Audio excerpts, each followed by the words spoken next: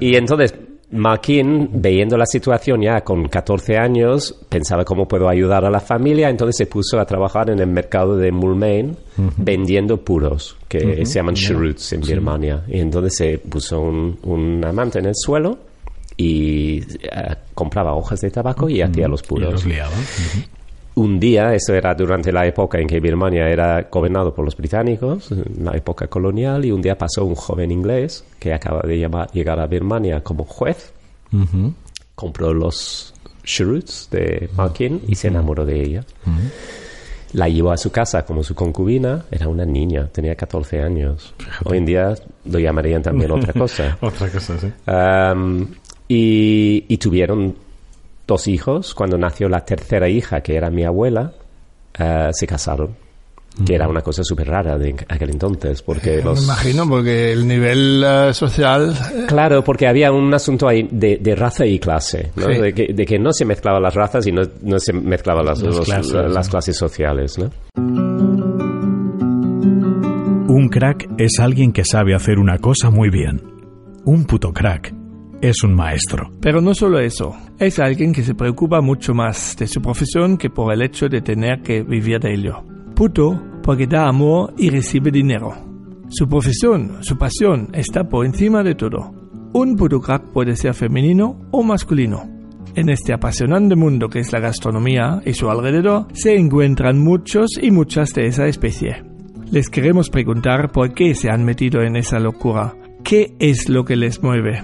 ¿De qué se preocupan? ¿Cómo se arreglan cuando algo no va como quieren? ¿Cuándo surge la creatividad? ¿Y cómo pueden compartir esa loca vida con la familia y amigos? Queremos aprender de ellos y queremos que aprendáis de ellos. Soy Bernd Achignoller, cocinero y dueño del restaurante Riff de Valencia. Y yo, Paco Cremades, de la Fábrica de Radio. Bienvenidas y bienvenidos a El Puto Crack Club. El puto crack de hoy es Stephen Anderson. Es inglés con orígenes de Birmania. Ha llegado aquí en los principios de los 90 para dar clase de físico y para descubrir después que le gusta mucho más cocinar. Tiene 2 restaurantes súper interesantes en Valencia, el uno con cocina asiática, el otro mediterráneo, pero de la otra orilla. Ha tenido otras empresas gastronómicas, pero las ha dejado.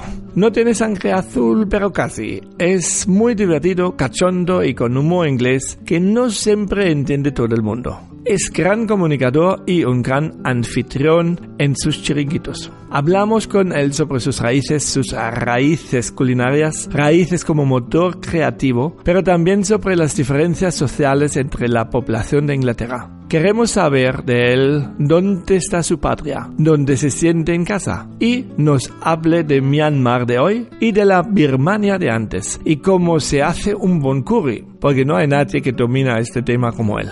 Bernd y Steve son buenos amigos desde hace muchos años y eso se nota en esta charla, con una confianza entrañable, y eso es justamente lo que buscamos. Algunas preguntas de Bernd le han costado un poco de contestar, pero también nos hemos reído, hemos aprendido, hemos disfrutado mucho de una realidad emocionante en estas casi 2 horas de podcast, que la verdad se nos han pasado volando. Esperamos que os lo paséis muy bien en este nuestro primer episodio.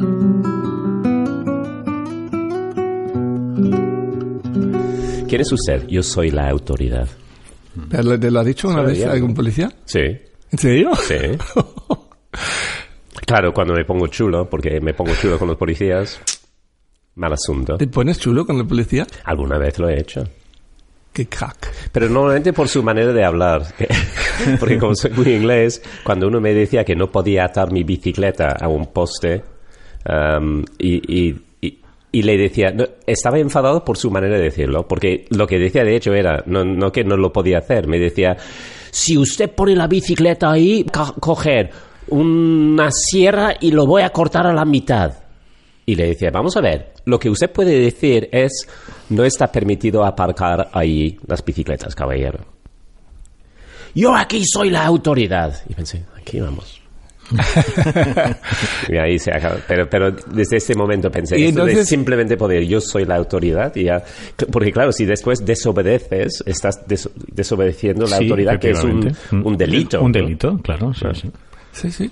Y entonces la idea es cortar un árbol con una bici algún día. No, bueno, lo que cortaré es la bicicleta. La bicicleta. Sí, está claro, pero tú quieres cambiar. Pero muy agresivo, ¿no? Sí, pero tú quieres cambiar los papeles, ¿no? ¿Y qué quieres hacer tú? ¿Solamente decir la palabra o cortar también el árbol?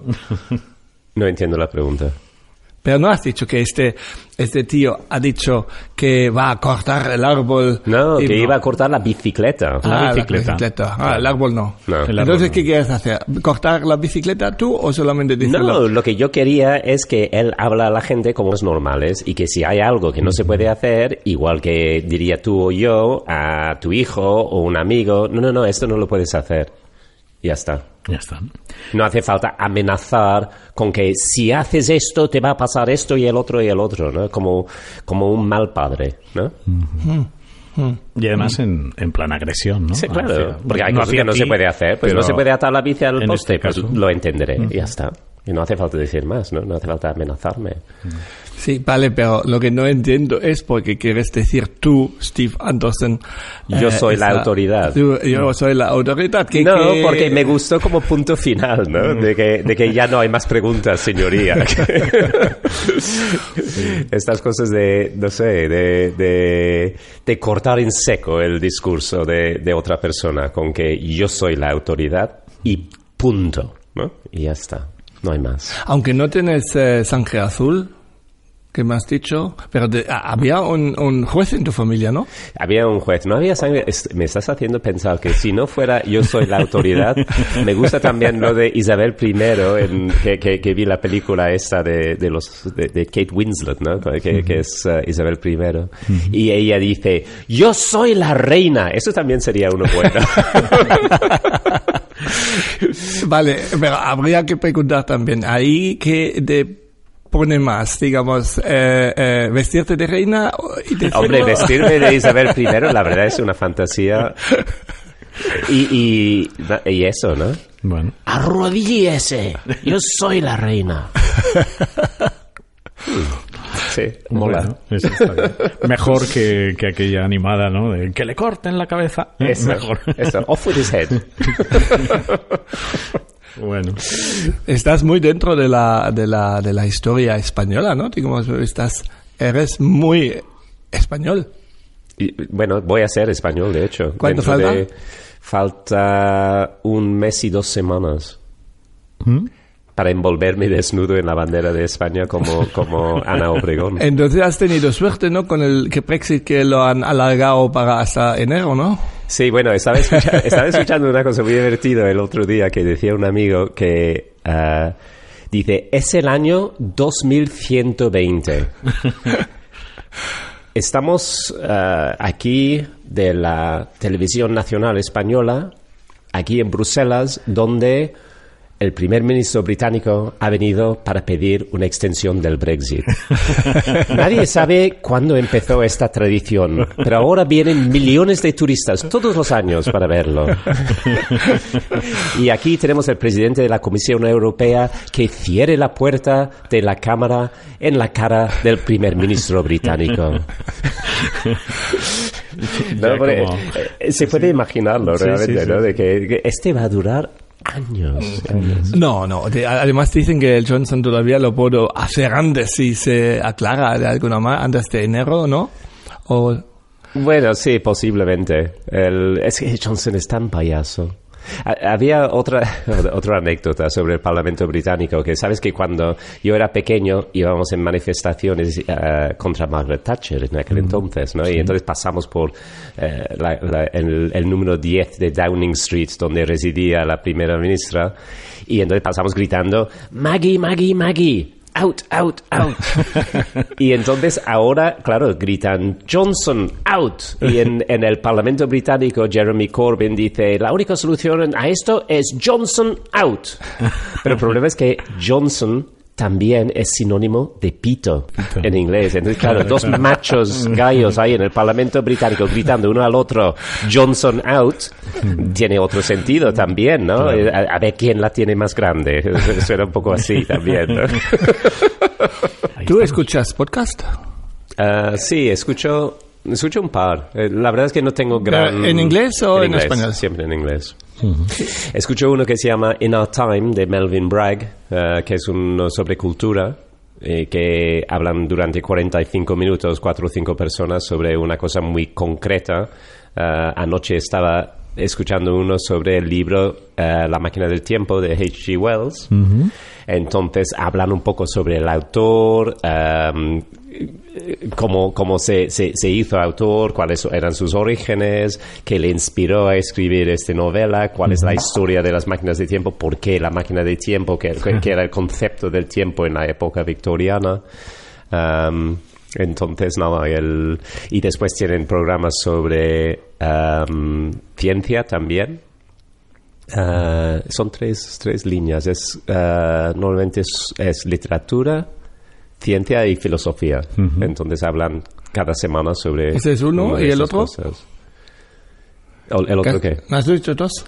Dos podcasts. No, varios. Entonces, este es uno, el otro que escucho casi siempre, pero esto ya es como Radio a la Carta, que es un programa de comedia. No cuenta. Radio a la Carta no cuenta. Y bueno, In Our Time también es un programa de radio. Ay, qué decepción. ¿Y gastronómicamente no has encontrado nada ahí en Inglaterra o no has buscado? No he buscado. Seguramente hay cosas chulas. También, seguramente. Hombre, en alemán solo he encontrado un podcast que me parece guay, que me chifla, pero y es súper divertido. Pero no mucho, creo que mucho no hay. Pero ¿cómo entiendes tú los podcasts? O sea, bueno, el podcast de verdad que escucho, que realmente es un podcast y no es Radio a la Carta, estoy pensando que hay dos. Uno es del New Statesman, que es una revista, y ellos hacen un podcast semanal también en que hablan mucho de política y ahora casi siempre sobre el Brexit, ¿no? Entonces es un poco puesto al día. Eso es muy interesante también. Y incluso hay un Brexit podcast también. Entonces, si estás... Pero la verdad es que me estoy agobiando un poco. Y lo que me pasa con los podcasts es que, como siempre los pongo cuando estoy a punto de dormirme, escucho los primeros 5 o 10 minutos y después me duermo. Y al día siguiente escucho los primeros 5 o 10 minutos otra vez y me duermo. Entonces casi nunca llego al final. O sea que no me preguntas qué pasó en el programa sobre la máquina de tiempo, porque los primeros 5 o 10 minutos sí, pero a partir de ahí se me ha olvidado. Bueno, a mí me chiflan los podcasts. El otro día me pareció un flipe.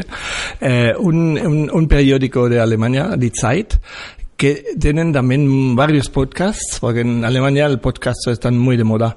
Y hay un podcast que lo han entrevistado a un chico, un periodista, un youtuber, youtuber es. Lo han entrevistado porque era él que podía decir cuando termina la entrevista. Y le han entrevistado 8 horas 40 minutos. Y el podcast va 8 horas 40 minutos. ¿Qué te parece, Paco? Pues me parece, no sé, ¿cómo se escucha eso? ¿No? Hombre, lo escuchas en etapas. Entras en el coche y sigues y si está... Y la verdad, digamos, el tío tiene mucho que decir. Pero se podía condensarlo un poco, ¿no? Parece como un discurso de Castro, de 8 horas. Sí, justo. Es verdad. Hasta ese tiempo duraron, ¿no? Algunos. Sí. 8 horas y pico. Y además la gente tenía que ir ahí a escucharlo, ¿no? A la Plaza de la Revolución. Obligados a ir a escuchar. No se podían salir. 8 horas. No se podían salir. 8 horas animando, imagínate. Sí. Vale. ¿Qué haces tú aquí en España? ¿Cómo ligas tú o yo? Esa pregunta creo que os la debería hacer. Venga, hazlo tú. Lo cortamos. Venga, otra vez. Sí, pero es verdad, ¿qué hacéis vosotros aquí, no? A mí me encantaría, ¿no? Dos locos como vosotros. Y había un silencio grande. ¿Qué hacéis aquí? Huyendo de la justicia inglesa y alemana. Yo creo que habrá alguna gente que vienen aquí para huir, ¿no? Puede ser. Y en general también, ¿no? La verdad, tiene que ver un poco... se puede ir a otros sitios para huir. Lo que pasa es que después de tantos años ya no cuela. Hombre, si tienes un pasaporte británico, sí. Si tienes un pasaporte sirio, a lo mejor es un poco más difícil, ¿no? Sí. Claro, para mí, cuando yo vine aquí, que era el 91, Yo era profesor entonces en Inglaterra y mi idea era pasar un año en España, ¿no? Que mi pareja de entonces era español y entonces pues vinimos aquí un poco con esta idea de pasar un año después de haber vivido en Londres varios años.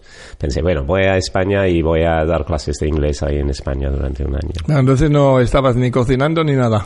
Bueno, cocinaba en casa. ¿En casa? Probablemente cocino ahora.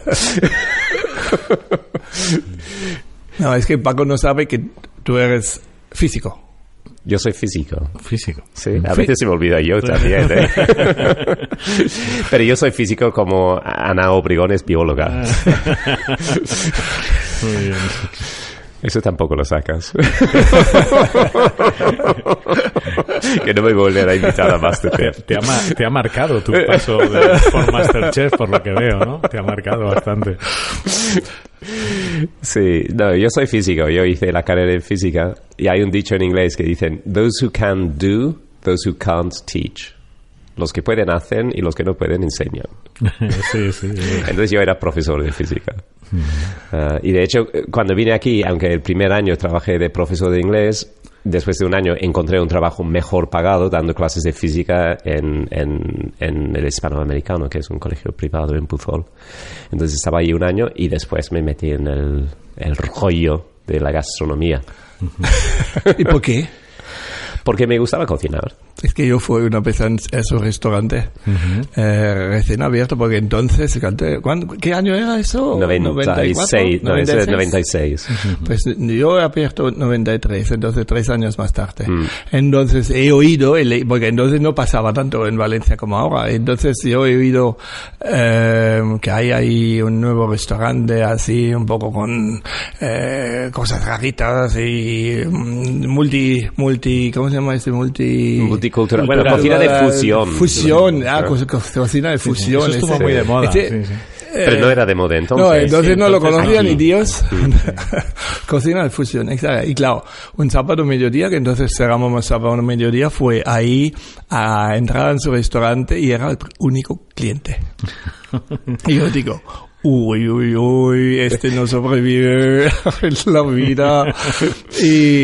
Y comí ahí y el único cocinero estabas tú. Entonces. Yo creo que en aquel entonces era cocinero y camarero, ¿no? Hasta que me acuerdo todavía lo que comí, porque había unos ñoquis con salvia, sí, que estaban buenísimos. Digo, mira. Y después le decía, después salía y le decía, mira, espero que tienes suerte porque esa cocina se encuentra en Berlín o en Londres, pero aquí en Valencia lo veo chungo. Y él tan campante. No, es que, no sé, yo me acuerdo perfectamente de ese día también. Y el hecho de que estabas solo en el restaurante. Ricardo una vez te decía que lo único peor que no tener nadie en tu restaurante es tener una persona. Porque si no tienes a nadie, nadie lo sabe. Pero si hay una persona, después van a contar a todos sus amigos. Fui al RIF el otro día y yo era el único. Sí. Y sí, me acuerdo de ese día y me acuerdo que volviste el 19 de marzo del año siguiente, que era tu cumpleaños, para celebrar tu cumpleaños. Esa era la segunda vez, sí. Esa era la segunda. Bueno, viniste varias veces. Yo creo que medio, porque viniste a los brunch cuando nació Bastian. Sí. Que me acuerdo que rompió varios platos en el restaurante. Es un poco sensible con esas cosas, señor. Y bueno, si hay alguna cosa que tiene Bastian es que no tiene cara de nunca haber roto un plato en su vida. Y nada, y y entonces viniste en tu cumpleaños y no sé, alguien me contó que a Ben le gustó mucho el chocolate, que creo que al final no es verdad, pero bueno. Yo te hice una receta del River Café que era un postre que se llamaba el Nemesis de chocolate. Y nunca lo había hecho antes. Y me acuerdo de sacarlo del horno pensando, bueno, hay que servirlo caliente. Y lo saqué del horno y era, vamos, ¿cómo se llama lo que depositan las vacas? Un pastel. Sí, un pastel, sí. Dicho así. Parecía un pastel de vaca. Y no había otra cosa. Entonces lo saqué a la mesa pensando, para el gran cocinero alemán en Valencia puedes sacar este postre. Pero te portaste muy bien. Y decías, está muy bueno. De eso no me acuerdo. Es que de las malas cosas yo no me acuerdo nunca. Tengo un don eso de recordarme solo de las cosas buenas. Malo no estaría, ¿no? No me acuerdo de pero no memorable. No memorable. Me acuerdo porque Eso fuimos está con claro. Miguel Ángel, me acuerdo del día y me acuerdo dónde estaba sentado y eso, porque a mí la verdad me gustaba siempre mucho el CUCDA. Sí. Y me gustaba también esa forma de ir a abrir un restaurante totalmente diferente que yo, digamos, porque al final yo siempre he ido de la parte clásica, incluso clásico, no solo de la cocina clásica, pero también del aprendizaje clásico, ¿no? Digamos, aquí, así hay que hacerlo. Y cuando hay otra gente que hacen un restaurante totalmente diferente, a mí me chifla, me parece súper interesante porque veo otras formas de hacerlo y yo no puedo hacerlo, digamos, no soy incapaz, no necesita, por eso otros restaurantes porque me costaría un montón y de verdad somos amigos desde hace muchos años. Sí. A pesar del Nemesis de chocolate. Bueno. A ver, no hemos contestado. Sí, faltas tú contestar. Y luego también me gustaría, ¿por qué el Mediterráneo? ¿No? Porque yo creo que el Mediterráneo os ha marcado. Yo sé que a Steve en las dos orillas, pero ¿a ti? No, a Steve también, las dos orillas, ¿cuántas orillas tiene el Mediterráneo? A ver. No, a mí siempre... Steve sabe lo que digo, ¿no? Pero pero pasamos a eso después. Primero que conteste la pregunta. ¿No? Sí. Que conteste, señoría, que conteste el acusado. Pues para mí el Mediterráneo siempre me ha buscado, la verdad, digamos, el otro día, porque una vez tenía que hacer una ponencia en un sitio aquí en Valencia y había hecho mi primer PowerPoint, ¿no? Y lo he hecho yo, y la verdad, digamos... Ya no se hace PowerPoints, ¿verdad? Eso era hace 20 años, pero bueno. No, pero yo hablo hace 20 años. Vale, claro. O a lo mejor un poco menos, a lo mejor 10 o algo así. No sé. He hecho mi primer PowerPoint y como lo he hecho yo, creo que alguien me ha ayudado, pero entonces he explicado que tenía un amigo en Alemania cuando tenía 13 años, ¿no? Y este amigo tenía padres más modernos que yo, y porque sus padres viajaban al extranjero, exactamente a Yugoslavia. Entonces se llamaba Yugoslavia todavía, a la costa mediterránea. Y me daba una envidia, digamos, porque nosotros, las únicas vacaciones, digamos, donde hemos viajado era al mar norte. Y no tenía nada que ver con el Mediterráneo. Y entonces, este chico, Mirko, era entonces mi mejor amigo. Y este también me llevaba por primera vez en una pizzería. Tenía que ser el 75 o algo así. Y yo nunca he comido especialmente mucho. Entonces, en esta pizzería, pues él pedía la pizza para mí, otra para él. Y me parecía todo tan sospechoso que comía solo lo crujiente alrededor. Donde envasaba la pizza con el queso y cositas y rollos, he dicho, no, eso no puedo comer. Dios mío.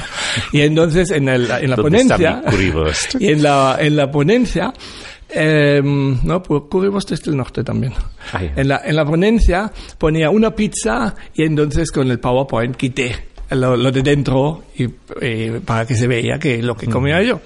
Y dice, y además este amigo ha estado en el Mediterráneo y ha visto chicas en topless.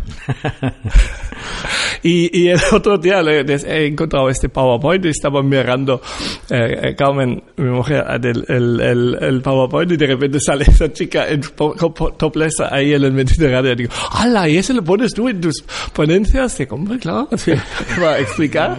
Digo, porque era para mí entonces el más grande avance que se podía tener en esa edad, digamos. Y yo estaba lejos del Mediterráneo en este momento imposible llegar alguna vez en mi vida al Mediterráneo. Uh-huh. Y creo que ahí entonces hice mi aprendizaje. Y en las primeras vacaciones, digamos, las primeras veces, la primera vez que tengo 4 semanas vacaciones, con un buen amigo, de ahí, cocinero, aprendiz también, fuimos a Saint-Marie-de-la-Mer. No lo voy a olvidar nunca, porque Saint-Marie-de-la-Mer está en Francia, uh-huh. es lo que en Alemania se imagina del Mediterráneo. Uh-huh. Y era mayo y entonces llovió. Uh-huh. No me molestaba, estaba muy contento del Mediterráneo. Ver el Mediterráneo me parecía, no sé por qué, me parecía lo más. Entonces, lo que pasó, que había un perro, jugué con el perro, salía el sol, jugué con el perro y ahí en la playa, dormimos en la playa y todo, uh-huh. y me quemé la espalda en un grado tan exagerado, había esos bultos de 5 centímetros de largo y pasé una noche fatal, obviamente. Decidimos el día después volver y vamos a Dedo, ¿sabes? Me acuerdo, dormimos en Lyon en un césped, algo así, y no podía ponerme en la espalda, tenía que dormir en el estómago, que no, ¿sabes?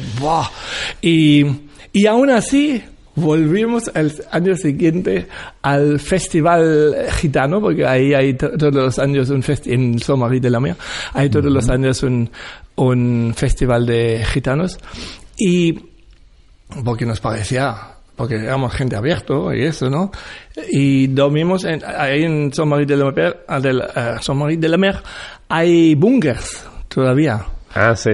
Pero ¿dónde está exactamente ese sitio? En la Camargue. Ah, vale. Y esos y dormimos en esos búnkers. Y estamos ahí dentro del búnker, entraban unos gitanos y querían dinero. ¡Qué leche! Y las maletas estaban en la entrada y cortaban y no podíamos, estamos ahí encajados, ¿no? ¡Qué miedo!, ¿no? No era por tanto, pero entonces me robaban de la maleta chorradas, no tenían ninguna importancia y dinero no había. Así, pero todavía tenía tantas ganas de volver otra vez, ¿no? Y cuento otra cosa más, aunque el invitado es Steve. Sí. Entonces, cuánto años después, entre medio estaba en Italia y eso, ¿no? Pero cuando años después decidimos venir a Valencia, estaba en Segovia, un pueblo pequeño, venía a Valencia, porque a mí, digamos, me atraía mucho, además tú sabes que el 19 de marzo es mi cumpleaños, entonces pensaba, mira, eso pica bien Valencia. Pero la primera vez que llegamos a Valencia, íbamos con el coche este era año 91. Cuando viniste desde Segovia. Desde Segovia. Y entonces había unos amigos en la Malvarrosa. En la Malvarrosa llegamos así a las 9, a las 10. Estaba ya noche. Aparcamos en un parking, pero abierto, arriba, sí, ¿vale? Aparcamos, apago el coche. Salgo, viene un tío y dice, oye, deja encendido la luz, un momento.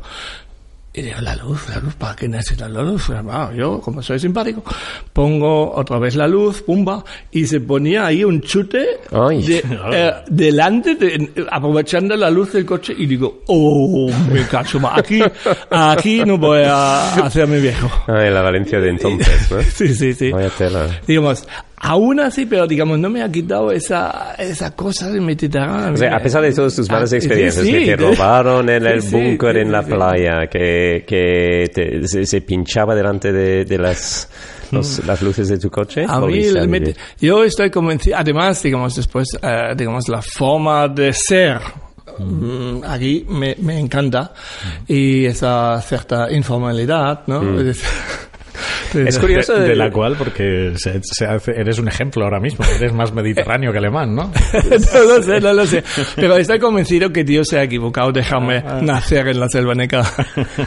Todo es parte de su gran plan.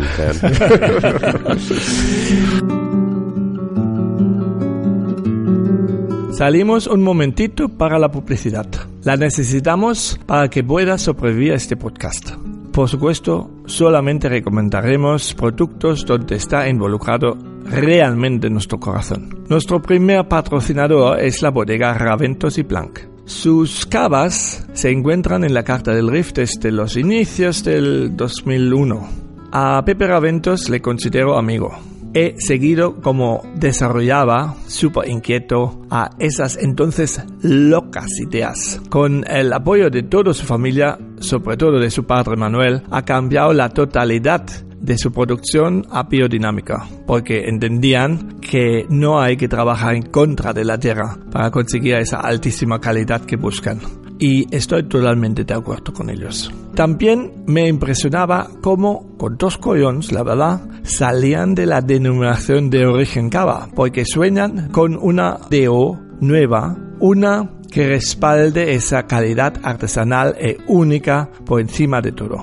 A mí me encanta esa dedicación total a un producto. Os recomiendo visitar su bodega, charlar con Pepe o con su padre, probar sus cavas si no lo conocéis ya, porque se nota pasión y ese gran compromiso con la tierra. Y eso se nota en cualquier rincón, tanto entre las viñas como en la finca misma. Tienen una fantástica página web, raventos.com. Volvemos al podcast. Pues es curioso lo que dices, porque hemos coincidido en varios puntos. O sea, con tu amigo Mirko en Yugoslavia posiblemente estaba a la vez. ¿Ah, sí? Sí, porque este año, el 75, yo fui con mi familia, fuimos a la costa dálmata, de Croacia. ¿Se llama dálmata? Bueno, el mar Adriático, ¿no? Que me acuerdo que fuimos en unas vacaciones familiares en Croacia, en un sitio en una isla que se llama Korčula. Y súper bonito, y no era el primer viaje que hicimos al Mediterráneo, porque naciendo en la cuna de todo este privilegio de ser hijo de 2 médicos, pues nosotros sí que hicimos viajes a Europa desde que era pequeño. Mi primer viaje con mi familia con 5 o 6 años fuimos a Lerici en Italia, ahí al lado de Cinque Terre, y después fuimos a Grecia, y el tercer viaje era a Yugoslavia. O sea que coincidí con tu amigo Virko. Y la verdad es que realmente, pensando ahora que todo el mundo viaja, en aquel entonces nadie viajaba, y éramos como, yo creo que era el único niño en clase que había subido a un avión, ¿no? O sea que ahora pienso en esos tiempos y pienso que privilegiados estuvimos. ¿Y eso te beneficiaba? Bueno, eso lo que hacía era introducirme, entre otras cosas, a este mundo de la gastronomía, y despertó un interés, porque aun cuando huelo un plato de mejillones en la playa, me lleva a estas vacaciones en Lerici. ¿En la playa italiana o en la playa de Croacia? En la playa donde sea. Este olor a unos mejillones hechos al vapor, que me lleva directamente a cuando tenía 5 o 6 años. Es muy curioso, ¿no? Como en la película, en Ratatouille, ¿no? Es cuando se lleva la memoria. Pues esto es uno de esos momentos, ¿no? Del olor de mejillones al vapor. Y nada, y después también coincidí contigo en el 91, que era el año que yo también vine a Valencia. Y ahí, bueno, no tenía una preconcepción realmente de cómo era Valencia. Lo elegimos un poco porque tuvimos bueno, mi pareja de entonces tenía amigos que vivían aquí, entonces pues decidimos venir a Valencia, ¿no? Y porque estaba en el Mediterráneo, o sea que el Mediterráneo sí que era sí que fue una razón. Una razón. No planteaba ir a Madrid, por ejemplo. Sí. Barcelona sí, Barcelona también. Pero no sé, Valencia parecía una ciudad donde no estaba pasando nada, porque en el 92 eran las Olimpiadas, en Sevilla era el Expo, Madrid era capital mundial de la cultura. Eso también era razón para mí no ir a esos sitios, digamos, porque veníamos, digamos, de Berlín, y donde acaban de abrir el muro y entonces no era plan de ir otra vez a un movimiento así de locos, ¿no? Sí, no estaba pasando nada en Valencia, realmente. Entonces parecía un sitio bastante tranquilo. Y bonito. Sí, muy bonito, ¿no? Muy bonito. Porque a mí, soy un enamorado de Valencia y me chiflaba siempre que no había turistas. No me lo podía explicar. Entonces, digamos, ¿no? Entonces había muy poquitos, pero, es verdad. No, pero aquí, digamos, abrimos 93, venía una mesa de extranjeros al mes. ¿Es verdad o no? No, y en el Seuxeré también, cuando abrimos, que me acuerdo en agosto, porque nosotros abrimos... En agosto no venían niños. En agosto no había nadie. Valencia se vaciaba por aquel entonces, es verdad. Acaba, por eso siempre me mosqueo que, digamos, ahora están vendiendo Valencia demasiado rápido y demasiado barato. La verdad, siempre digo, pero este es una joya, Valencia es una joya. Digamos, yo soy enamorado también de la Huerta Norte. Digo que algún día lo van a descubrir que la Huerta Norte es un flipe alucinante, tremendo, y lo van a aprovechar para venderlo bien vendido, digamos, para decir, oye, mira qué joya tenemos aquí, y después el puerto de Calarrocha, ¿no? También es otra cosas que, digamos, hay muy cerca aquí tantas cosas tan chulas, pero ahora mismo los turistas están en el centro y en Ruzafa. ¿No? Una pena, digamos, porque vienen para un fin de semana y... Sí. Bueno, pues hablamos de raíces, que no lo hemos dicho. Hablamos de raíces. Cortamos todo lo anterior. No, claro, porque Steve tiene sus raíces. ¿Dónde tienes tus raíces, por cierto? Pues, ¿viento te pareces un poco chinito? Vamos a ver, los raíces son muy profundos, ¿no? Es decir, que nuestras raíces extienden hasta los primeros humanos, ¿no? Es cierto, y aquí tenemos los mismos, digamos, Adán y Eva, son entonces nuestros padres, ¿no? Entonces somos hermanos. Y además, digamos, con esas pruebas de ADN que se suelen hacer alguna gente, lo veo a veces en internet, flipan la gente de qué raíces tienen, ¿no? Digamos, tenemos muchos raíces que no sabemos que lo tenemos. Pero hablamos de los raíces que sabemos que tienes tú. Los míos estarán ahí todo en un pueblo de la Selva Negra. Y otro pueblo, digamos, sí, tengo también raíces, sí. Pero háblame de tus... De mis raíces, bueno, los evidentes, los chinos. Los que se ven.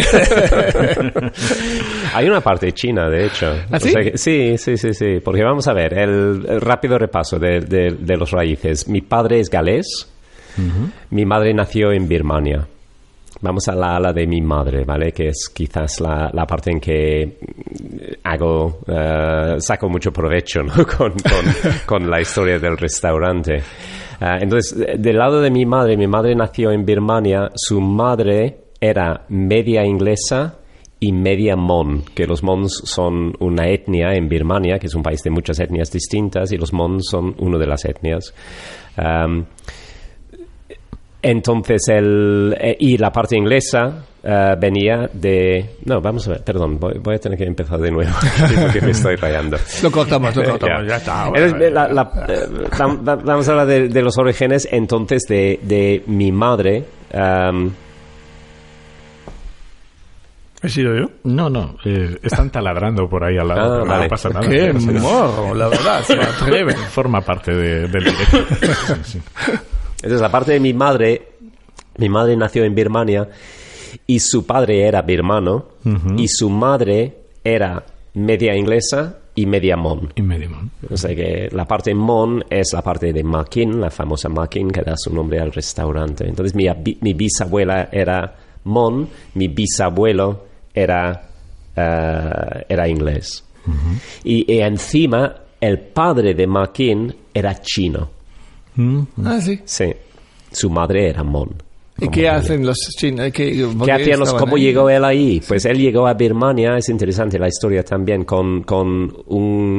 él nació en China, en el país grande, lo llamaron el país grande, y se fue a trabajar en Malasia, y iba mucha gente en lo que hoy en día se llamaría tráfico de personas. Ah, fíjate. Que básicamente, ¿cuál era el medio en que una persona pobre de un pueblo de China podía llegar a conseguir un trabajo en Malasia? Pues que buscaba un barco que te llevaría a Malasia, y a cambio del viaje en barco, pues tú darías tu trabajo durante un año al capo de al jefe de este barco. Y entonces tenían un contrato que se llama un contrato, no sé cómo se dice en español, en inglés es indentured,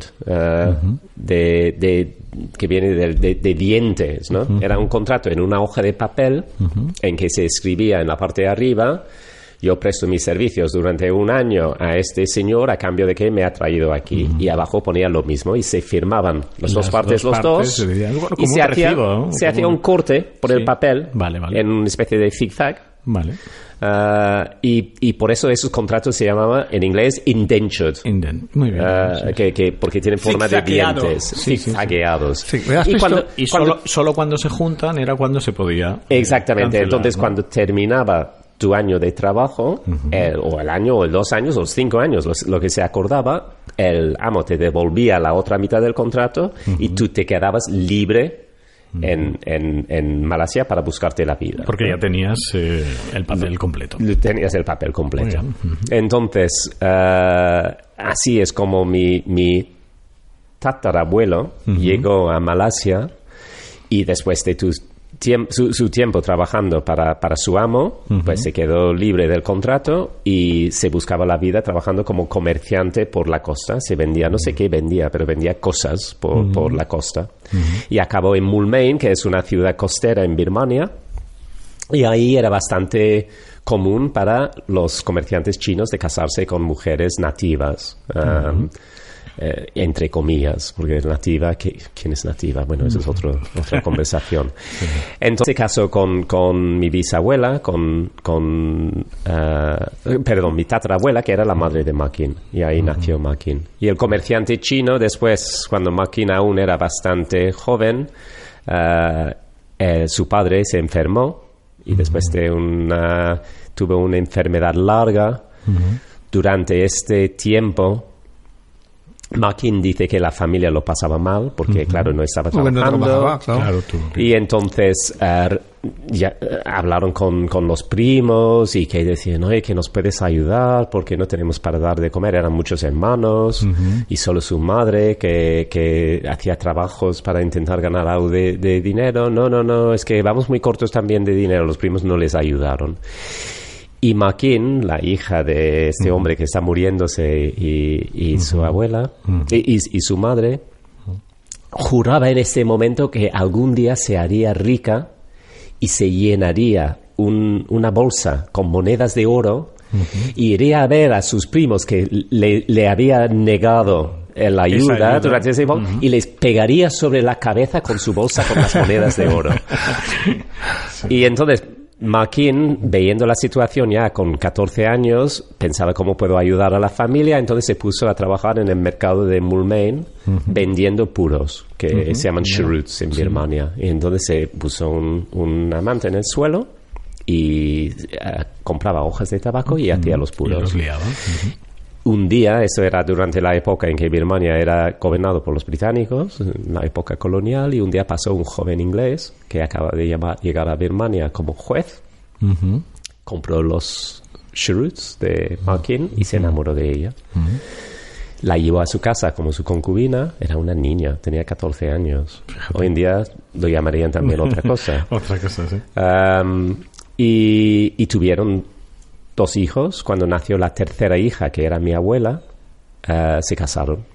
Que era una cosa súper rara de aquel entonces, porque Me imagino, porque el nivel social... Claro, porque había un asunto ahí de raza y clase, ¿no? Sí. De que no se mezclaban las razas y no se mezclaban las clases sociales, ¿no? Mackin era pobre y era una mujer nativa. Mi bisabuelo era un hombre bueno, no era muy rico, pero carrera, que tenía carrera, militar, era un profesional, un juez, y era inglés, ¿no? Y tenía la peluca también, eso, ¿no? Y tenía la peluca, sí. La peluca con el gorro negro que ponían cuando condenaron a la muerte. ¿Ah, sí? ¿Sabes? Sí. Como respeto. Bueno, era como un poco señal al condenado de que cuando llegaba ahí y veía al juez poner el gorro negro, pensaba, que no espere. ¡Ostras! Y entonces, aunque él era en contra de la pena de muerte, pero sí que lo administraba. Pero luchó por la abolición, pero veía su obligación de imponer la ley. Y si la condena era de muerte, pues él cumplía con su deber, ¿no? Entonces cumplía con su deber, con la madre de sus hijos también, y se casó con ella. Y yo creo que era eso, ¿no? Que era un hombre que cumplía, ¿no? No quiero juzgarle porque no le conocía, pero que creo que era un hombre que cumplía con su deber. Y mi abuela, su hija, le adoraba. Y sin embargo, mi abuela no se llevaba muy bien con su madre, con Mackin, porque Mackin era una mujer muy severa, que quería que sus hijos se casaban con hombres y mujeres ingleses, porque así se diluiría la sangre birmana y se aumentaría la sangre inglesa, que era la que daría oportunidades para el futuro, ¿no? ¿Y qué hace mi abuela? Se enamora de un birmano. Entonces, su madre furiosa, ¿no? Y dice, de verdad, casarte con un birmano. Y cuando iba a visitarle ya casada mi abuela, y iba a visitar a ella y mi abuelo en la casa en Rangoon, decía, qué dura es tu vida, mujer de día y puta de noche. ¿En serio? No. Terrible, una mujer muy dura. Sí. Conmovedora, ¿eh? Esta No, interesante. Queremos recomendar en este punto este fantástico libro que Steve ha publicado junto con su hermana Bridget, que es catedrática de Migración, Movilidad y Ciudadanía en la Universidad de Bristol en Inglaterra. El libro trata justamente sobre esos apasionantes hechos que cuenta Steve y es una joya para todos los que quieren profundizar en este particular y apasionante tema de una familia de Birmania y cómo llega la historia hasta nuestro Valencia de hoy. Pero también para los que se interesan de las exóticas recetas de Steve, porque hay, creo recordar, más de 40. Es un libro realmente único en el mundo gastronómico. Se llama Una historia de Birmania, cocina, familia y rebelión. Se puede comprar en librerías, pero también en los restaurantes de Steve. Seguimos con la charla. Lo que me chifla es lo de la diferencia, porque justamente creo que en Europa no hay ningún país donde la diferencia entre las sociedades se ve tan claro como en Inglaterra. Yo me acuerdo una vez que me estabas diciendo, hace años me estabas diciendo, una cosa que me sorprendió muchísimo era que en España los reyes hablan igual como la gente. Claro. No hay acentos sociales de clase, ¿no? Aquí, ¿no? Y sin embargo en Inglaterra sí. Y además tremendo y muy notable, ¿no? Digamos, muy diferenciador, ¿no? Por eso la fantástica película My Fair Lady. Sí. Lo que en los otros países no se puede entender en principio, porque no existe esa circunstancia. No, es cierto. Los ingleses, la manera de hablar te define mucho, ¿no? A tu clase social. Steve habla muy bien. Steve habla de nivel alto. Pero, por ejemplo, yo iba a un colegio público y me acuerdo de que intentamos hablar con la voz de nuestros compañeros de clase, que eran de clase trabajadora, porque entonces encajábamos mejor. Porque, claro, si hablamos con nuestro acento de clase... ¿Alta? Bueno, tampoco alta, pero clase media, digamos... no querías estar, porque la mayoría de los chavales eran de clase trabajadora y tú querías estar ahí asociado con ellos, ¿no? Y no con los pijos. Un poco al revés de aquí, creo, ¿no? Porque, porque aquí la gente pone el acento pijo, o sea... Sí, o sea... un poco para presumir, ¿no? Claro, para presumir. Y nosotros estamos presumiendo de raíces de lo contrario, ¿no? de clase trabajadora que no teníamos, ¿no? Realmente. Pero en Londres este slang es el cockney, ¿no? Sí. ¿Y en tu pueblo, en Newcastle? En Newport. ¿En Newport? Newport es el país de Gales. Newport, bueno, en Newport tienes ahí el acento regional, que es el del sur de Gales, mezclado con, bueno, entonces los acentos regionales se funden con también los acentos de clase, ¿no?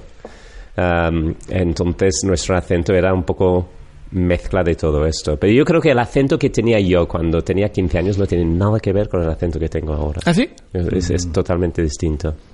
Incluso mi hermano conserva más que yo su acento de cuando era joven, porque creo que era una persona que disfrutaba de más confianza en sí mismo cuando era joven.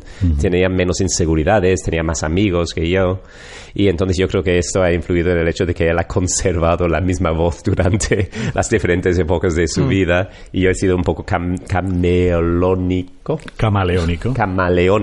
sí. intentando encajar cada vez y adaptándote, ¿no? Sí. A mí me parece curioso, ¿no? El paralelismo que tiene un poco al final con la vida de tu abuela, ¿no? Porque al final tú consigues un poco, pues, al final viajar a Londres, ¿no? No sé. ¿Hay algo ahí? ¿Pero de mi abuela o mi bisabuela? No, de Mackin o... De Mackin. De Mackin, sí. Bueno, que pese a ser como era, al final, ¿no? Las cosas... Hay un paralelismo ahí, ¿no? Sí, yo creo que Mackin y yo compartíamos una cosa en el saber estar, ¿no? De poder adaptarte a diferentes situaciones sin miedo, porque ahí era una... Yo le tengo... No la conocía, como digo, se murió en los años 50 y yo no había nacido aún. Pero creo que era una mujer que, a pesar del hecho de que nació en una familia humilde, sabía estar en una familia inglesa, ¿no? Que era una cosa totalmente desconocida a su familia. O sea, que ella no sabía nada de Inglaterra, de los ingleses, hasta que conoció a su futuro marido, cuando tenía 14, 15 años. Entonces, antes de esto no tenían el más mínimo concepto de lo que era Inglaterra. Y esta capacidad que tenía para adaptarse, él fue nombrado, igual ahí la equivocación de decir que tengo sangre azul. No tengo sangre azul, pero sí que es verdad que William Carr, su marido, fue hecho caballero del Imperio Británico. O sea, que tenía un título. Ahí ha salido. Y fue nombrado Sir, un poco como en la película de Elizabeth, donde nombra a Walter Raleigh, Sir Walter Raleigh. Pues él era nombrado Sir William Carr. Y ella, siendo su mujer, automáticamente tenía el título de Lady. Entonces ella era Lady Carr. Claro, una mujer que había nacido en esta familia pobre, que vendía puros en el mercado, y acabó la vida siendo Lady Carr, y recibía al colector, que era el más alto cargo en esta región de Birmania, en su casa, y le daba de cenar. No hablaba inglés. No hablaba inglés. Lo entendía, pero nunca lo hablaba. ¿Por qué? Porque no quería ser menos por no hablarlo bien. Entonces, para ella era por respeto al lenguaje. No hablarlo. No por respeto, simplemente por no hacer el ridículo. Sí, bueno. Ella no quería hacer el ridículo. Entonces, para no hacer el ridículo, se mantenía el silencio. Y como era la mujer de... pues podía mantener el silencio. Hablaba en birmano, porque muchos de los ingleses que trabajaron en el imperio aprendieron, como Sir William Carr, aprendieron birmano, y ellos se conversaron entre ellos en birmano, no en inglés. Con sus hijos, con mi abuela, hablaba en birmano. Sí. ¿Y los raíces culinarias? Y los raíces culinarias, pues es interesante, ¿no? Es muy interesante porque también te gusta mucho la cocina italiana, como a mí. Sí. Y yo creo que el interés en la cocina italiana quizás tiene sus orígenes en este primer viaje, ¿no? A Lerici con 5 años, pero no creo, aunque guardo bonitos recuerdos de aquel entonces, ¿no? Era muy pequeño, pero sí que guardo algún recuerdo. El italiano yo creo que viene de cuando estaba en Londres trabajando de profesor, conocí a Alistair Little, que era como el padre de la cocina moderna británica, que era una cocina que hacía fiesta del multiculturalismo de Inglaterra y gran variedad de cocinas que ha traído la historia de Inglaterra y sus colonias a Londres, ¿no? Claro. Sobre todo Londres. Y entonces Alistair lo que hacía era coger todos estos distintos cocinas y hacer una cocina propia que se llamaba Modern British Cooking, que era como la cocina moderna británica basado en la cultura de todas las personas que componen este país tan variado, ¿no? Y una de las grandes influencias sobre la cocina de Alistair era la cocina italiana. Y yo conocí a Alistair en un curso de cocina en Italia, en Umbria. ¿Pero tú de alumno? Yo de ayudante. Mis padres habían estado haciendo el curso de alumnos y cuando volvieron me decían, oye, que están buscando un ayudante. Y yo entonces estaba trabajando en el hispanoamericano, tenía largas vacaciones en verano y decía, pues les voy a llamar. Y les llamé y me decían, mira, no te podemos pagar, pero si vienes, pues, y te gusta cocinar, pues puedes estar con el cocinero y te pagamos el vuelo. Entonces, pues, fui ahí a Italia 3 años seguidos durante el verano y ahí conocí a mucha gente súper interesante. Entre ellos, pues, Alistair Little, también a Albert Finney, que yo daba clases de cocina a Albert Finney durante una semana, el actor, a Anita Rothschild, que era... ¿Qué te he dicho? Es muy pijo. Entonces era como una oportunidad de conocer a gente muy interesante, ¿no? Del mundo. ¿Y la Rothschild social. estaba aprendiendo ahí cómo hacer espagueti bolognesa? Una mujer fantástica, de verdad, ¿eh? Que era una persona que de lo más normal, ¿no? Y ahí el famoso understatement de los ingleses, ¿no? Que Anita era es una mujer muy discreta, no transmitía como privilegio, sino sencillez, ¿no? Era una mujer que venía todos los días a clase con una camiseta blanca y un pantalón negro. Nunca se llevaba joyas, se maquillaba muy poco, era una chica guapa, bastante joven. Y sin embargo era una de las mayores fortunas de Inglaterra, ¿no? Y me acuerdo que sí que había gente muy presumidas ahí que no sabía quién era Anita. Sabía que era Anita, pero no sabía que era Anita Rothschild. Y me acuerdo de una mujer que decía, no, es que... presumía siempre de dónde había estado de vacaciones. No, es que hemos alquilado una isla que no sé qué, no sé cuánto. Y me dice, sí, te va a gustar. Y me mira y me dice, es que nosotros tenemos una de las islas de al lado.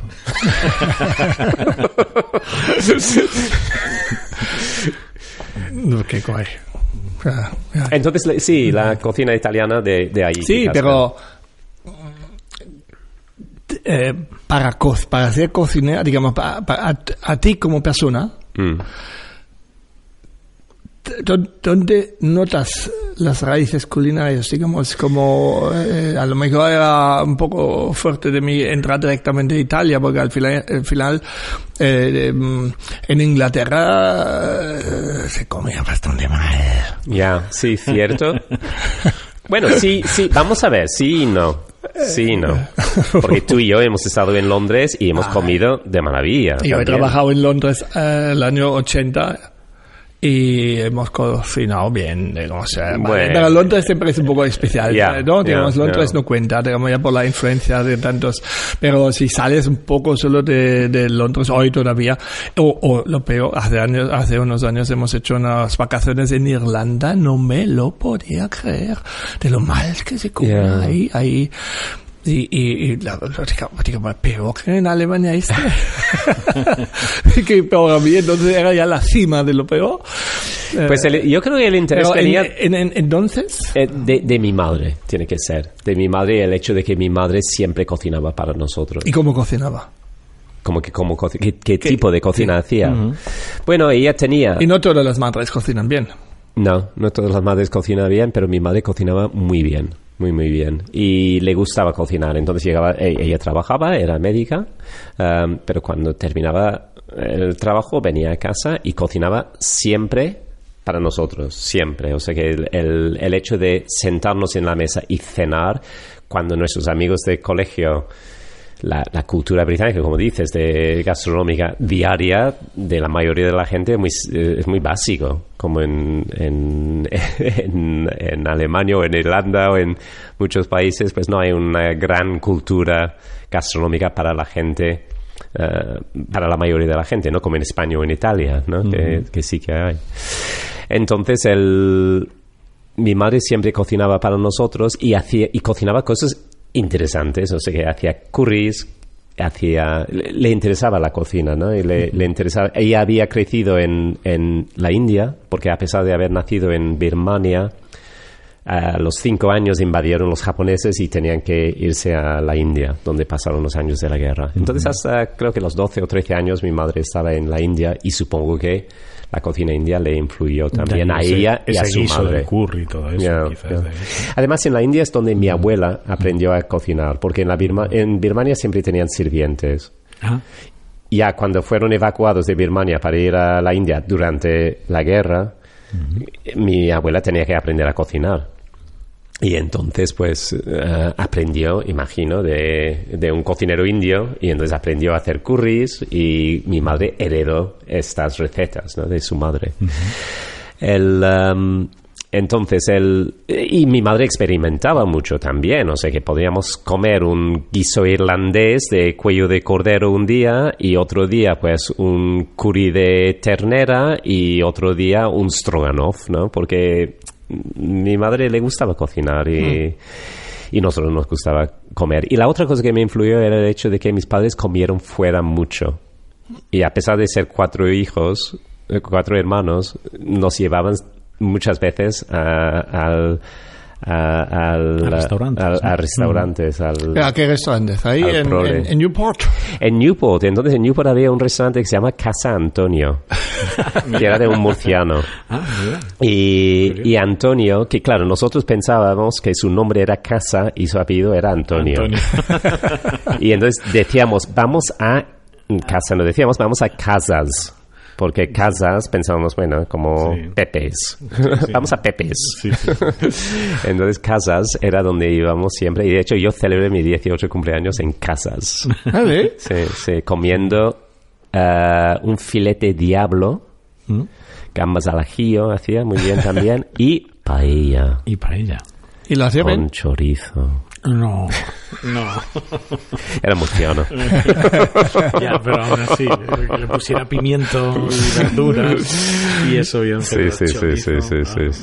Ay. Vale, ¿y cuándo entra la cocina asiática en tu repertorio? Digamos, para como... Bueno, ya estaba ahí por la cocina india. ¿Pero tú cocinabas en casa? La griega, tengo curiosidad yo, por la griega, ¿no? Por la griega también, bueno, las vacaciones griegas que hicimos también, no sé qué, ahí conocíamos la tara masalata y el tzatziki, todos estos clásicos. La cocina griega no era... vamos, que nosotros fuimos de vacaciones, cuando fuimos de vacaciones fuimos a sitios muy turísticos, ¿no? Y entonces imagino que el menú turístico era repetido lo mismo, souvlaki, no sé, era como siempre lo mismo. Había, en la primera vez, ¿no? Había también en tu carta, en el Seuxerea, habían los pastafilos rellenos de espinacas y requesón, casi el mismo, como los ñoquis, pero envuelto en pasta filo, no era un gran creativo. Sí, ¿cómo se llama? Spanakoptia. Curioso. ¿Y la musaca? ¿No tenías también musaca? Seguramente. De hecho, hicimos una semana griega, ahora que pienso. Claro. Hicimos semanas temáticas, ¿te acuerdas? Hicimos una semana griega. Sí. Pues sí, entonces, y la parte asiática cuando entró, pues ahí creo esto quizás Alistair tuvo más influencia porque, claro, mi madre no cocinaba cocina china, por ejemplo, en casa. Sí que preparaba balachón, que es este condimento muy birmano de gamba fermentada, que huele muy fuerte, que tiene mucho sabor a umami, ¿no? Pero la clásica cocina china. Sí que en nuestros cumpleaños mi madre siempre nos preparaba lo que queríamos para nuestra cena de cumpleaños. Y a mí me gustaba el pato Pekín. Y los caracoles. Los caracoles. Los caracoles de un viaje de Francia, que claro, comí caracoles con francés, mantequilla y ajo. Sí, sí. Y pato Pekín. Y estoy pensando, pobre madre, ¿no? Buscando estos ingredientes en Newport. No me gusta el agua sin gas, la verdad. Yo no puedo beber el agua sin gas. Ya, pero bueno. Que como tenemos aquí protocolo, ¿sabes? Queremos oír solamente tu voz, no otras cosas. Pero... ¿Quieres que hable con el dueño? No, bien. Como segunda publicidad, recomendamos Ecosia. Ecosia es un buscador de Internet, como Google, con la diferencia que introducen todo su beneficio económico en plantar árboles. O sea, por cada 45 búsquedas que se hace en este buscador, plantan un árbol. Ya han plantado 73 millones de árboles. Toma ya. Por ejemplo, 6 millones en Burkina Faso, 15 millones en Madagascar, medio millón en Indonesia, pero también unos 45.000 aquí en España, exactamente en Galicia. Sé que es difícil de creer, pero cada mes publican su informe financiero en su página para que puedas ver con exactitud dónde pagan esos ingresos. No solo eso, todos los proyectos puedes ver y seguir. La verdad es que funciona prácticamente igual como Google. Yo ya ni noto diferencia y me parece jodidamente fácil de poder aportar así un grano para que este mundo sea un poco mejor. La página se llama ecosia.org. Paco también se ha apuntado ya. Seguimos. Vamos a hablar de la familia de Steve, ¿no? Que yo creo que estás muy marcado. Y desde tu abuela, ¿no? A tu tía, tu madre, mujeres, y además esa foto que forma parte un poco de tu historia, ¿no? Esa foto de todas ellas con el puño en alto. Foto, ¿te acuerdas? Sí, ¿no? Cuenta. ¿Dónde salió esto? En redes sociales, sí, creo, ¿no? No lo sé, pero a mí me ha llamado la atención, ¿no? Y yo creo que eso te tiene también a ti muy marcado. Yo creo que es bonito ponerlo en valor, y más hoy en día, ¿no? No, yo creo que mi abuela tenía 3 hijas, no tenía varones. Y fíjate que era la época de la guerra. O sea, mi abuela vivió la Segunda Guerra Mundial. Cuenta en nuestro libro, hay una parte que cuenta el bombardeo sobre Yangon, que ella había ido a recoger una cesta de fruta que habían mandado de la casa de la montaña sus padres a la ciudad para ella, y se iba en el coche para recogerlo, y a volver a casa empezaron a caer bombas, ¿no? Y veía cómo la gente se moría en la calle. Entonces huyeron en el último tren que salió hacia el norte de Birmania, con los japoneses entrando por atrás. Imagínate, con su padre, que era inglés, si hubieran capturado a ellos en los japoneses, hubieran acabado en un campo de concentración y probablemente, como la mayoría, hubieran muerto, ¿no?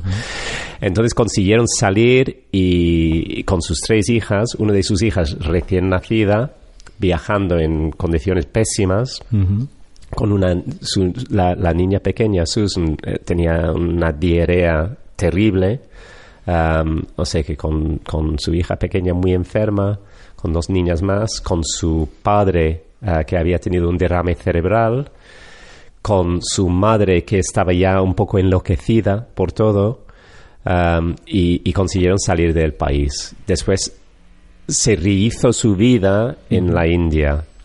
Se divorció de su marido, que era mi abuelo, que era muy mujeriego y un bicho, ¿no? Volvió a casarse. O sea que hacía un montón de cosas que no estaban bien vistos. Representaba a su país en el All India Relations Conference, o sea que representaba Birmania como nacionalista birmana, pro independencia, a pesar de que su padre era Sir William Carr de la clase colonial, ¿no? Claro. Que se sentó al lado de Nehru en una cena, que habló en la cena con Nehru sobre el destino del país. Se presentó a Louis Mountbatten, diciéndole: es un placer conocer el último virrey de la India y Birmania. Iba a la estación de trenes para dar la bienvenida a Jinnah, que era el primer ministro de Pakistán, en un tiempo cuando el Congreso estaba muy en contra de la separación de India y Pakistán. O sea, era una mujer que tenía sus propias ideas, ¿no? Y una mujer muy valiente. Fui entrevistado por MI5 o MI6, no me acuerdo cuál es, de inteligencia exterior, durante la guerra, porque querían que ella caía en paracaídas sobre la Birmania ocupado por los japoneses como espía.